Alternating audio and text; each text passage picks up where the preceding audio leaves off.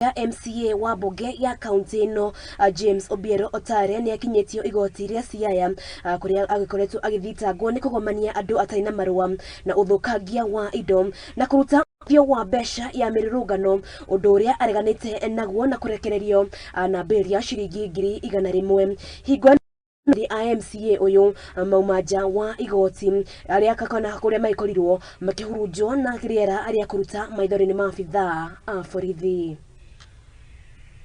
The respondents for 3 days to let more than conclude the investigations related to the unlawful assembly, unlawful damage to property and filing of unlawful assembly, as also of child if charged. Pending compliance of order 1 above, each of the respondents will be remanded at the Siaya police station. Inspection of building and structures for a fashion, prior translate, assembly, contrary to section 5 of Penal Code.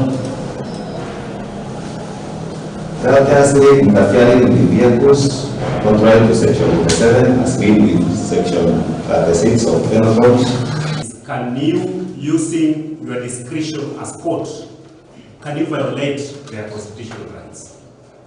I dare say that not even the court has the right or power to violate a fundamental constitutional right as a right to liberty.